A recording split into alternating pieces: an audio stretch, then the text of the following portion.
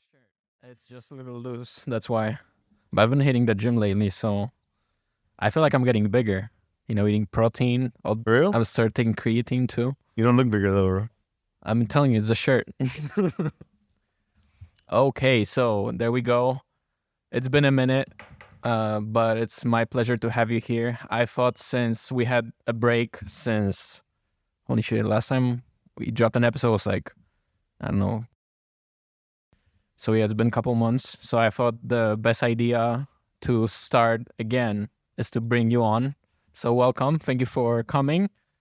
Mr. Moya, round 2. Let's go. Yeah, it's been a bit. But that doesn't mean we weren't doing anything. A lot of things have changed. A lot of moving pieces. We've grown exponentially. I got married. That took away 3 weeks, and here we are. Yeah, it's always a pleasure.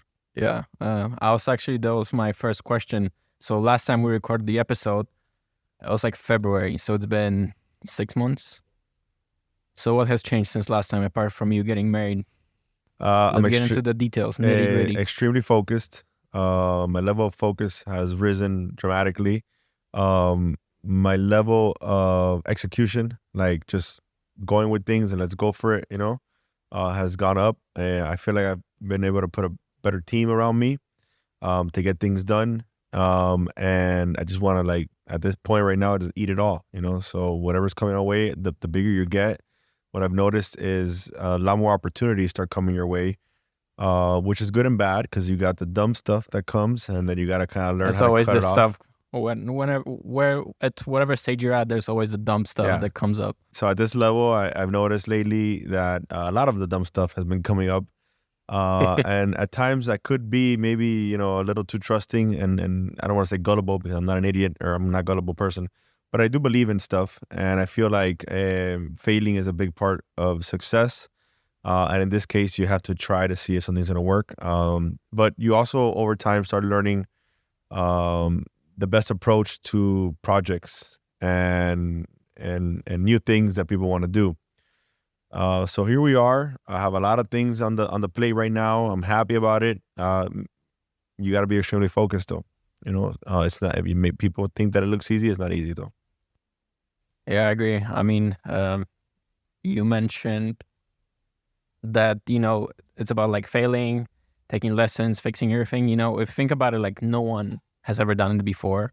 The same thing that you do. I mean, everybody's circumstances are different, but sometimes even the dumb stuff, you got to do it. And I feel like with time, maybe you have this instinct that helps you verify, okay, this probably not the best opportunity in this one. Something may come out of this one. Yeah, 100%. Yeah, I think more than time is experience, so you kind of, it's like I get a restaurant client now. And if I get a restaurant client, I already know exactly what to do because it's just become second nature to you. Most campaigns have become like that. So I don't like feeling comfortable. So I've gotten into uncomfortable situations. And now we're venturing out into events, which is something that we've always wanted to do. We've had all the resources for it. And so a day in Miami, events coming soon, talking about pig roast bowls, beach cleanups, hosted by us, winter wonderlands, October festivals, music festivals, STL conferences. Everything is in the planner. Nothing is off the books. Some of them things may come to fruition. Most of them will. Others are just in the ideation portion, but we're trying to hit another level, and that's my mission for the next 18 months. Pretty much to go beyond being an Instagram page, I don't know if you read my questions before that I have it written down, but you're really going ahead. I also about to ask about the upcoming projects, but honestly, I think we can go into a little more detail about that a little later on. But first, I want to start, you always talk about building a team. Having a successful team is the key to growth, especially in the marketing agency environment. So my question is how to get hired at Heyday. What are you looking for? What qualities or what skills? How can you vet that someone is the right fit to work at this agency? I think the number one skill you need to have is passion. And it's not really a skill. It's just something you need to love what you do and love marketing. If not, you're going to burn out. It's just, if you don't have the urge for knowledge and the urge to learn more and to get into the nitty gritty, you're just going to either come in and just do some typical, administrative work, or some, more boring work, and not going to be able to really flourish. Doesn't mean that when you come in, you're not going to do that. Like, everyone has to go through that process of their life. We all did it. But passion, for sure. Organizational skills, 100%. I myself am not maybe the most organized person. And I need organized people around me. They say that geniuses are usually unorganized. So yeah, maybe there's something in it. Maybe. I wouldn't consider myself a genius by any stretch of the imagination. Although my wife says, you're a very smart person. I said, I don't know. She goes, I said, I compare myself to like Elon Musk and these guys, and I don't feel like I'm there yet.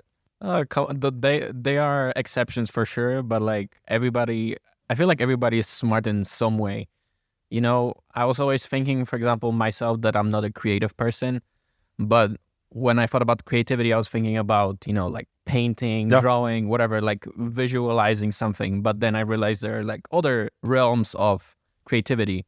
And I think I'm very creative when it comes to like logical or like strategy planning, because then I know I can excel and I already have like thousands of ideas coming into my mind.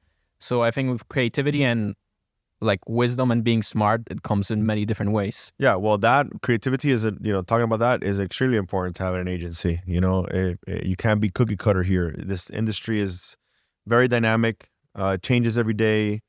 You need to be someone who needs to learn skills quickly. We don't have the time to be repeating things over and over again. And it's a very specific personality that can take constructive criticism, chew it up, spit it out, and come back and keep grinding and learn and learn and learn. So I think that's usually what we look for here. Not that everybody's like that, but that's, I think, the most successful mix. Are you currently hiring for any position, or you'd be open to finding someone for some position that you feel like there's a place for it? Well, what's crazy? I always say I'm always hiring. And the only reason why I say that is because you never know what talent you're going to have walk through the door. So if someone comes in, I may not technically be hiring and looking for someone, but if someone comes in and I speak to them and they blow me out of the water and I know that they're in sync and they know what they're talking about and they have a plan and et cetera, then I'll find a place for them, and that has happened many times here. I will find a place for you. And this is not easy. Like I say, it's not hard either. I think it's just, you got to have fun with it. You got to show up, and just be willing to it's definitely something that you got to put in a lot of hours. If not, you don't grow. Yeah, 100%. I'm a big fan of Alex Hormozy, and one of his most popular saying is, do the boring work. Whatever you're doing, there's always going to be those mundane, tedious tasks that you just got to get through if you want to get somewhere. I guess my next question will be, still talking about the team. How do you make sure that people that already come, like, we have a talented team here. How do you make sure to like help them further grow and expand their talents and just keep growing within the company so the company can grow? Yeah, so that's a good question. We don't necessarily have like a training program, which is something that we're working on. We have had certain glimpse of it, and we have had it in place for some time. I think what ends up happening is that people are so in tune to the day-to-day work that they are more focused on executing things for their clients, which is natural. So they may not have taken or partaken into the training programs that we had available at the time. Now it's kind of being enforced. We're having training programs now bi-weekly, and then eventually it will be weekly. We do personal sit-downs every week with different departments. I have a lot to offer from my experience to the departments, and I look to their team in what they excel in to be able to pitch themselves and give them an opportunity to train. I think everybody brings something unique to the table. So it's kind of like the training program, it feeds within the company, so we all help and feed each other out. We have now implemented a calendar of events that we invite the employees to go to conferences. There's an advertising conference next week that we'll be going to. and then kind of get an outsider's perspective of what's going on in the market. And I think that's kind of like where we're at right now. Could it get better? 1,000,000 times. But that's what we're working on. Yeah, I agree. We've been working on that, bro. But last time, the presentation I made to teach everyone, the sound unfortunately didn't go through. So we have just the video. But I hope someone got something out of it. Maybe we can do it again. So I guess my next question will be, what do you think is the key? Because in marketing agency, I feel like a lot of people get it wrong because they just, we provide a service, we generate you money, and that's about it. But it's way deeper than that. It's about building the relationship with the client. So there's the trust, especially trust in the relationship. So what would you say are the keys to building a successful business relationship? Number one is loyalty and trust by far. Number two is you got to do what you say you're going to do, which ends up being trust. If they can't trust that you're going to do what you're saying you're going to do, that's a problem. Read the data, have the best interest in mind for the client, make sure that you're using at least fundamentals and best practices. If you're not, and you're going to just do something out of the box, make sure that is communicated to the client so they understand. Watch their money. That's the number one thing. If you care about their money just as they do, that's going to create a long-term relationship. Always have the best interest and customer service. People want to be in the trenches with people who are there, and if you want to have an agency or any type of business and you kind of want to be sitting at the top and not engaging with your team, that way work in certain cases, usually generational businesses or something, already or 500 to 1,000 employees, just gets complicated. But if you're a small business, you got to be in the grind with them. And there's no other way. They want to see you there and they will perform better. And that's proven over and over again. So here in Heyday, you are responsible mostly for doing the sales part. You're like the client-facing person, especially for new people that are coming in. Then it goes to account executives. But what would you say is your tip to get better at sales and just trying to build those initial relationships to further down, build the trust, and have the relationship as in the marketing agency? So if you want to get good at sales, don't sell something, offer help. If you offer help in the right way, people will want to work with you. Nobody likes to be sold, but everybody is selling. If you find the right balance of mixing that and masking it together, that is the key to quote unquote sales. Yeah, I agree. You said no one likes to be sold, but on the other hand, people love buying. That's the paradox, I would say, because people hate to be sold to, but they love buying. And honestly, I've been diving deeper into sales recently and trying to learn doing some of this myself. And honestly, I would love to be sold to, in the sense of see how a professional, salesman would sell me, just to see their approach, what they are what pain points they trying to, touch. So when you have a professional salesman selling you, you won't even know you're being sold. If you have a car dealership salesman, he's going to hit the pain points and he's going to, try to give you the deals of the century. If you have a timeshare salesman, he has a different approach. He's selling you a dream, a vacation. If you have a marketing company selling you, they're trying to, tell you how they're going to make you money and give you return on investment. There's so many different scenarios where you're being sold. And going back to the buying part, everybody likes to purchase things, but people like to feel like they got a deal or like they got value. Nobody likes to feel like they got fucked.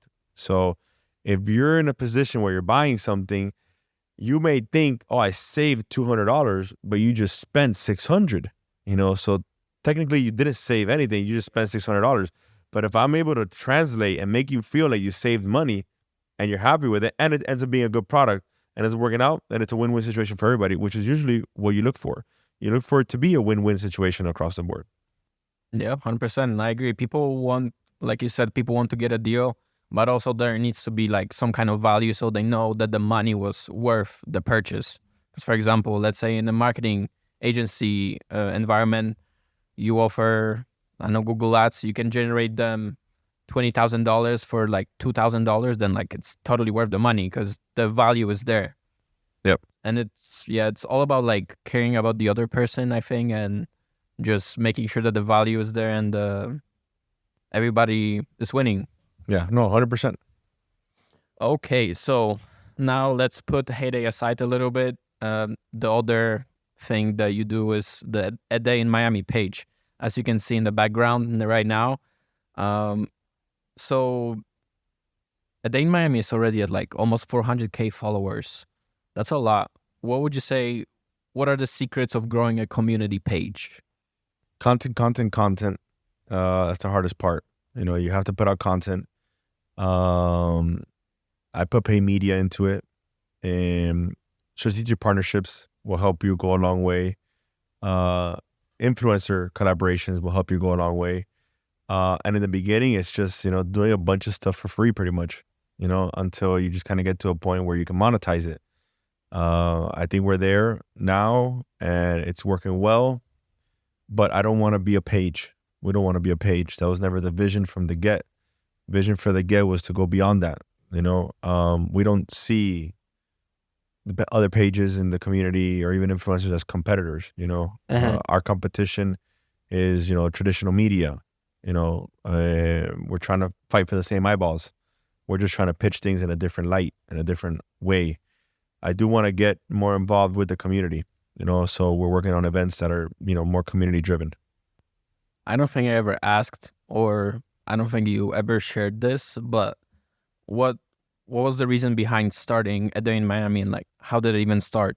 So the page was actually purchased from a good friend of ours, Ronald, right? When it had close to 100,000 followers at the time. Was it also called A Day in Miami? It was always called A Day in Miami, right? And then he didn't want to deal with it anymore, so he's basically sold it to us. He had it sitting there. He had it kind of like a meme page. And then our vision was always to turn it into like a media channel. Like at first we use it for our clients, for our people, for ourselves. And then now it's kind of like evolved. Yeah, I can notice that it's turning more and more into brand. I'm excited for everything that's about to come because I know it's going to take A Day in Miami to the next level. Well, we have a coffee coming out soon. So it's a little pet project. It's probably going to be a waste of money and losing funds there, but maybe not. So we got some fun stuff coming along with that, and see where that goes. Okay, so now highlight. Yes, this is the week.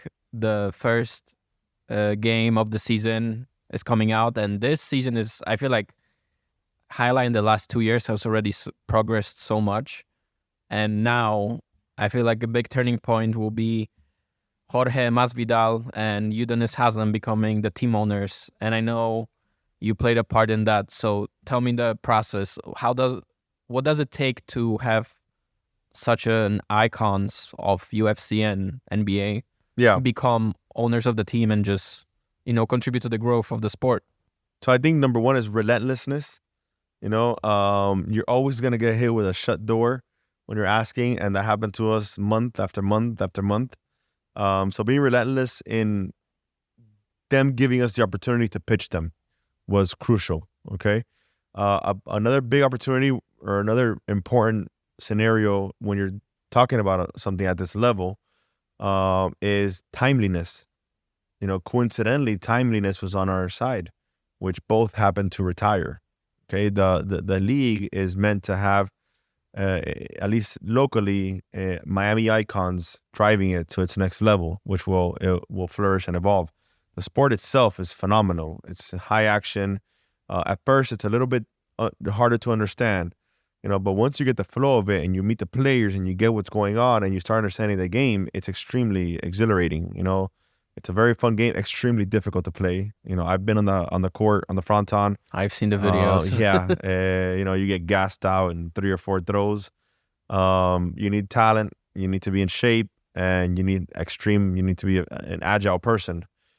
So getting someone like Udonis Haslem to buy into the program and get invested was big time for us. It was about an 8-month process just to get that involved. And meetings after meetings after meetings, and thank God that UD, saw the vision, and not only that, he's going to take it to another level. and he's all in. And UD, you know how he is. He's somebody who, you know, you get all of him or nothing. George Masvidal, we invited him out to one of the games. He loved it, and he was very eager to get involved. So obviously we made him part of the team ownerships. Took us a while to get him out there too. These guys are busy people, you know. They're 100%. traveling, they have their lives, they have their professions. So getting them out there is not easy by any means. And here we are, about to start season. You know, I grew up watching Haslam. I love the guy, and I'm technically, you know, one of his rivals now. Yeah. on a court. Never thought that would happen in my life. And same thing with Masvidal. He's one of the meanest guys I've ever met. He's super kind person, but very He can kick your aggressive. ass, basically. 100%. Very aggressive competitor, and it's crazy to see him on the other side of this, just competing against us, and you know, with the antics, and it's fun. Yeah. He's made it a lot of fun. Yeah, 100%. But I don't know if you can go into details, but like, tell me how's the process from like, oh, we should get him to be the team owner. What are the next Well, steps? you have a roster of people that, you know, you want to get as team owners, you know, and you want to offer them the opportunity. We went down the roster, but the hard part is not creating the roster, identifying people. It's getting them in front of you to get the 10 minutes to listen, you know, and making sure that you're credible enough to even, you know, have that time from them, because these guys have elite teams. You know, they've been doing this for a long time. 100%. So that's really where the work is. You know, Anna from our team did a phenomenal job at that. We have our tactics of getting, you know, people into the door that can't reveal, but it worked very well. And it was, you know, after you have, you know, a handful of meetings, we had them come out, and then there's when everything kind of started falling into place, you know.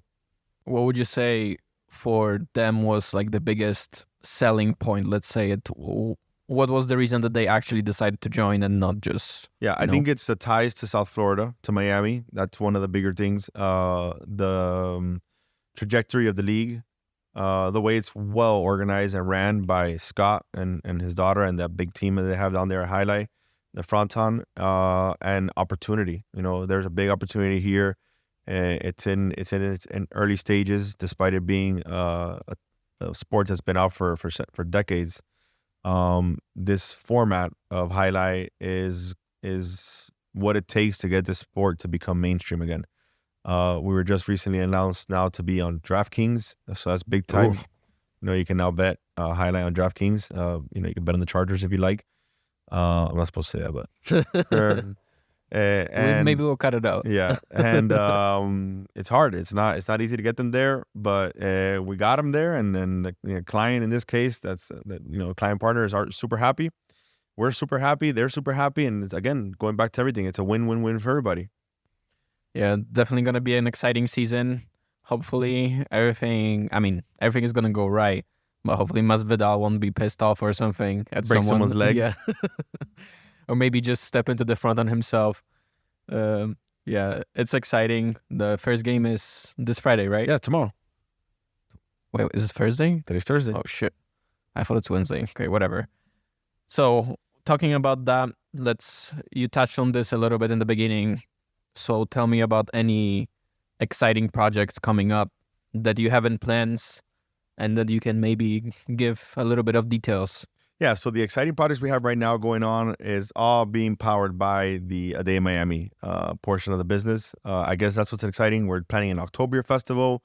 We have a toy drive. We have a STL conference that we want to push, which is basically like a entrepreneur marketing conference. There's it's going to be more in the event side. There's a lot of nice partnerships that are coming along that we're finalizing with big corporations in the South, and that's where we're at right now. Okay. So we talk all about this positive stuff, about exciting things, but now I want to switch the gear a little bit. Going back to Heyday, what was the lowest moment in like Heyday's history that you experienced?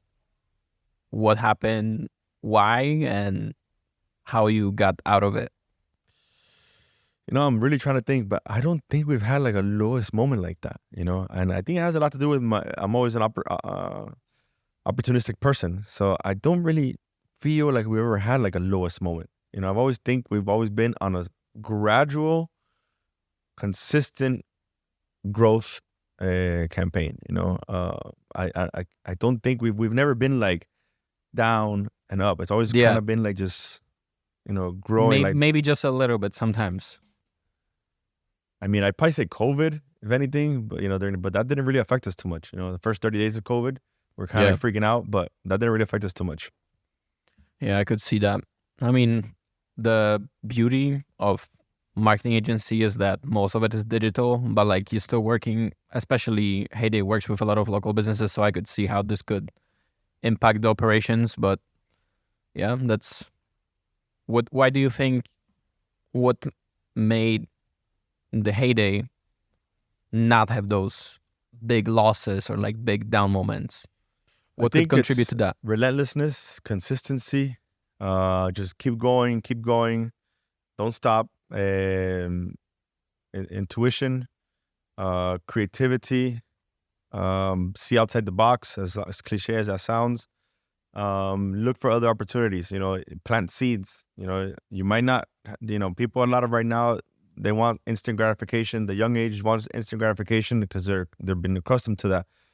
But you have to learn how to, have short, medium, long-term goals. And, it may sound stupid to do something now, but you plant a little seed and 8 months, 12 months from now, you start seeing some fruit from it. And I think that's always what I've done. I kind of just like planted little seeds here and there, and eventually they give fruit. Got it. What is the hardest part of being a leader in a company? The hardest part of being a leader in a company is that you do not have an off button. You cannot have an off day. You are expected to be that leader and that person every day. You have to learn to be emotionally intelligent. You have to be extremely consistent. And you just gotta be on 24/7 on. I don't think that's the hardest part. I just think it's the reality. You gotta embrace it. And also learn to find some type of a balance, because if not, you will get burnt out. Also, with being a leader, I feel like what comes with it is that you're not essentially an expert in any particular field, and you have to know a lot of everything.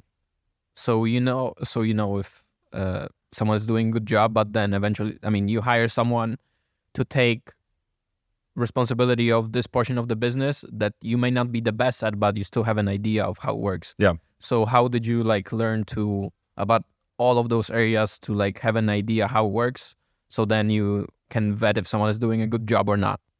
Yeah, so that's a good question. At first, you want to research and learn a little bit of it, whatever particular job they're doing. You need to know something. Then eventually you let them work and you start monitoring and looking at them and what they're doing, and then you find ways to make it better. So I would say that's kind of like my approach. And then at the same time, you're making them better, and eventually you guys, kind of like get back and be on the same level, and then hopefully you take it to another step, and then you kind of come back in, make it get better, and move forward. But yeah, everybody talks about experts here and there, but our expertise is, you got to make money. So yeah, that's not, that's the expertise. So how to make money and how to do business deals. Everything else is just kind of like the part of the process, So I don't need to be an expert in, social media marketing, Yeah. Although I know a lot about it, and there's people who know more than me. I just need to know how to bring all my pieces together to be able to execute a job for a client. Yeah. For this, I have only one word: STL. STL. That's it. So my buddy Manny instilled that into not only us here, but that's we actually have now a BNI group. That's called BNI STL, and that's growing rather quickly. I think we're at 17 members now, confirmed and paid, and that's going to continue. That chapter's fun, and we would like to bring some of those people onto the podcast too. They're good people. That'll be interesting. Yeah, 100%. I recently noticed, actually, let me rewind back a little bit. So in our previous episode, you were saying that one of the biggest tips for young people that you have, or one of the best assets that someone could have, is the personal brand. And I've been noticing you really double down on that. So how does that work? How to get a better personal brand, and why now? Yeah. So I have to give credit to you for that. Oh, stop. Because I felt like it's always been there. I just quote unquote didn't have the time to do it.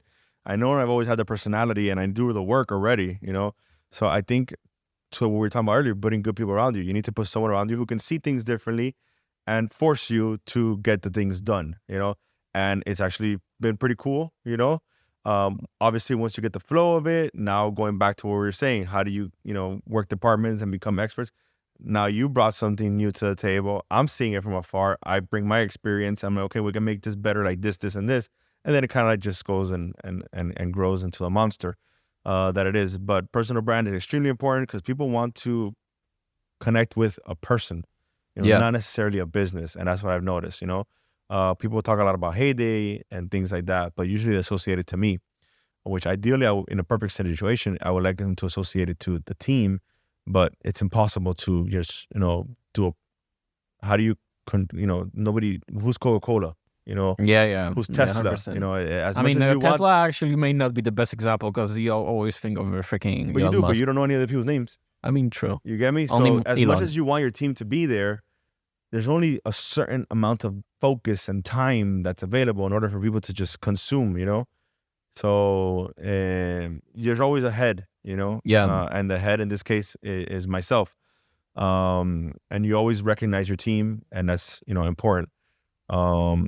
But once you mix in a personal brand, people, it's a little bit better because people consume your information and because it's coming from you directly, not from like a company. Yeah, I agree. I mean, people don't want to do business with just companies. They also want to see like people behind it. So I think every company should have someone that is like a public facing figure that, people can see that there's an actual human being. It's not just company. It's not just a post on Instagram or wherever they see it, that there's actual real people behind it, because then they can relate to it more. Still on the personal brand note, so now you work also with a lot of people, and I'm sure you know a lot of people that are in business, are doing great things, but their personal brand may not be on point. What tips would you have for them? Most people are like that. Most people don't care. Most people don't know the power behind a personal brand. They're just focused on what they do, which is normal. My experience has been that I kind of show them what I'm doing and they buy into it because they see that I'm doing it, I have a couple clients like that now. AMG, Joseph, very smart guy, has built a great company. He wasn't big in speaking to the public. He didn't care about having his face out there. Yeah. But now he has a different point of view on that after I kind of saw and showed him what I was doing. And plenty of other cases like that as well, So I think it's just kind of just doing it, Once you do it and it just flows and you move forward, But most people in the beginning may think they don't need it, they don't care about it, or things are working well the way they are, Yeah, 100%. I guess if I would have to give any tips for people, because, I've been working with you on helping you grow your personal brand, and I think it's working pretty well. Of course, there's always room for improvement, but I think that what people that are in business and want to take their personal brand to the next level, it's all about content. It doesn't even have to be like anything crazy. 100%. Have a cameraman, whatever. Just set up a camera if you have a light that's nice, and then just like talk about what you do, but do it in a simple terms so anyone can understand it. We may start talking now about retargeting, SEO, headlines, meta tags, and everything, but people will not understand. It's about also communicating the message in a way that is simple. Correct. Layman terms. Exactly. Yep. I agree. So that's good. That's for sure exciting. I need to work on my personal brand, but I don't like myself on camera that much. You'll get there. Yeah, for sure. I mean, it took me 15 years, 10 years. So there's a lot of at first you start feeling self-conscious. There's a lot of things that go through your mind, and then at the end you just say fuck it and you go with it, and that's it. There's another way. You just go with it, and you'll get better as you go. I mean, you saw the client we had here the other day. It took 3 hours to do 5 videos. He was embarrassed. He wasn't focused. He couldn't do it. But do that with him 3, 4, 5, 6 times, then he's good. It's 100%. But it's funny. It's always been interesting to me to see how people change in front of the camera. Yeah. Everybody when you put a camera in front of them, they just start getting nervous, and I think it's it's just normal human nature. Yeah, and then you also said, once you do a couple of times, you already feel way more comfortable. You know what you can improve on, and then you I think when you start doing something on camera, you just are not yourself, and the more you do it, the gap between you on camera and you in real life gets closer and 100%. closer, and you become just natural. I would agree. So next thing I want to know from you is, there's so many platforms, and I feel like all of them are good for different reasons and for different, I don't know, different people, or different, depending on what you do. Objectives. Yeah, exactly. Right word. What platform, if you could pick only one, what platform would you go all in? I honestly, right now, we've been dabbling a little bit with LinkedIn. Yeah. And I think for what we do, it's hard between LinkedIn and Instagram. Instagram's very visual, you get the videos going, but I mean, the videos we've been putting up for LinkedIn, my friends have been texting me about them, Yeah. and I feel like the thing is that everybody does it on Instagram. When you do something on a platform that's not happening, people start noticing it even more, and a lot of my friends are telling me, hey, I see you more active on LinkedIn. So it's pretty interesting. I would say right now, go all double down on LinkedIn. They're kind of like the new kid on the block right now, when it's the cool platform to be on. I personally have been a big fan of Twitter or X, whatever you want to call it. There's just so much wisdom, and it's not all about pictures, highlights of your life. There are people that just write stuff, and it's just so valuable. You can learn so much from it. I agree. But yeah, it all depends on the objectives. But I don't know, LinkedIn for me sounds so weird. It's unnatural in the sense of people only post business stuff. There are those pre-made comments congrats, whatever. People just inbox. post that. It's I'm not a fan of that either. But imagine, would you prefer to be in a room with everyone, or would you prefer to be in a room with people who are business oriented? Yeah, that's true. So if you're active on LinkedIn, you're business oriented. So that's what I'm kind of seeing right now. If you're active on Twitter, you could just be a troll, or you could be somebody who just doesn't have anything to do, or you could be, I feel like your niche gets smaller, your audience gets smaller, and more direct to what you really want to do, when you're talking about business, Yeah. I mean, I agree. Of course, Twitter also has its own little niches or communities. Yeah.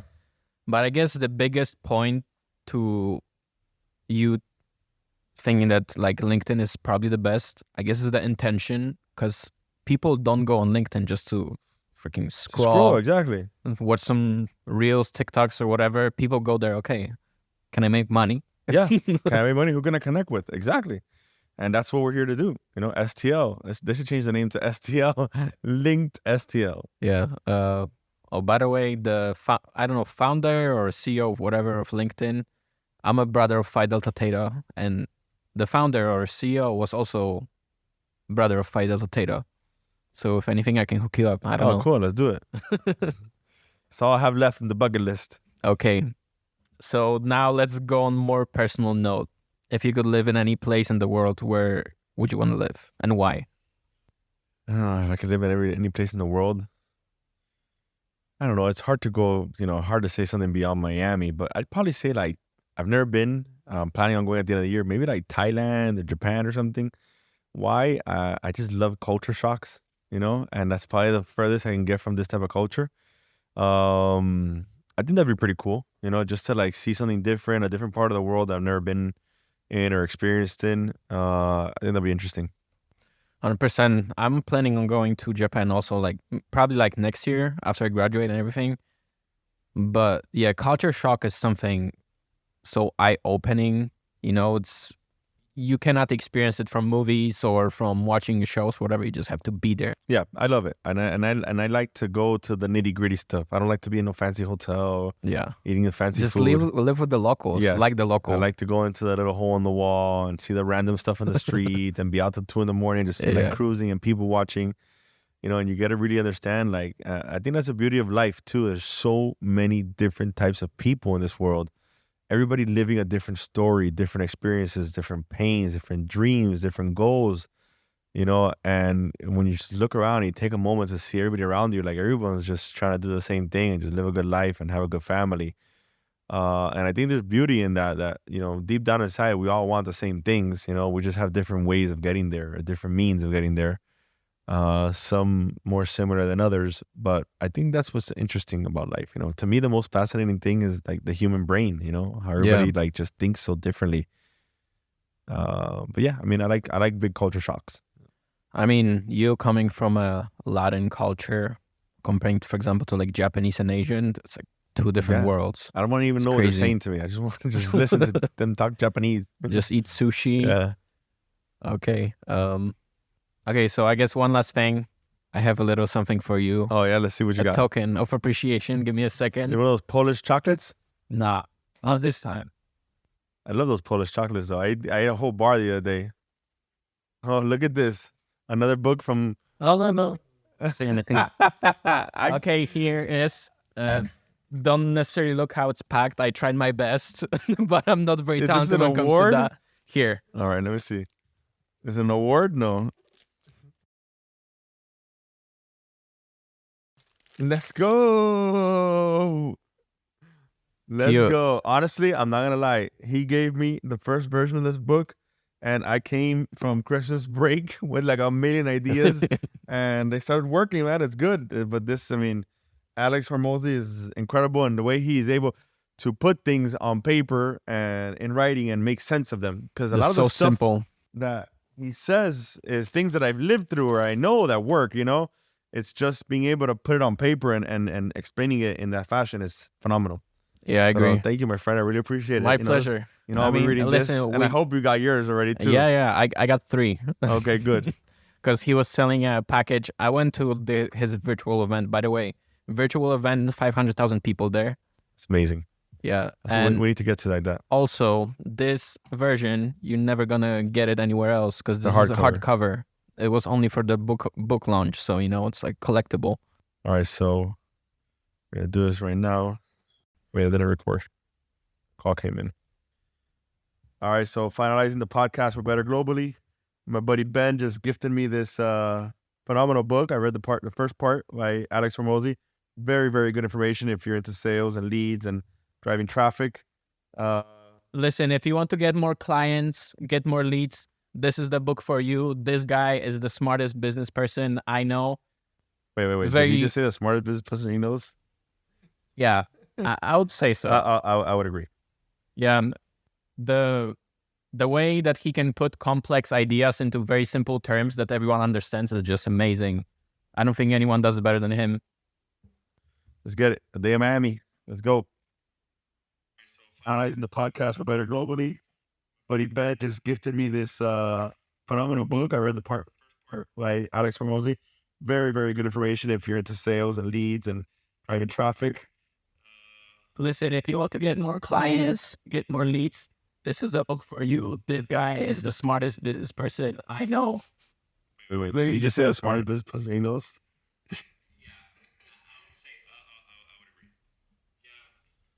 Let's see here. I All hate right. listening to myself. Yeah, me too. It always just sounds so weird. Okay, pause it real quick. Okay, I guess in the meantime, what I'm going to say is if you're watching this, click the link below. There's going to be a link to sign up for my email list. On this email list, I'll be giving, whenever there's a guest coming, you will find out first. You have a chance to send me a question that I can ask the guest, and just a lot of insights, some of my personal reflections, what I learned, and how I explored the art of becoming better. So click the link below, sign up, and you'll get some cool emails. You're not going to regret it. And what about you? You have any last words for the viewers? For the viewers, read these damn books. This is actually very good. You'll get a lot of information from it. If you want to come by the office and talk to us, you're more than happy to. If you want to get on a phone call with us, just get shit done. That's my message to you guys. Don't let perfect be the enemy of good. Move forward, get things done. There's never the perfect time, you know? If you need help with anything, we're always here for you. You heard him. Better Globally. We out. Let's get it.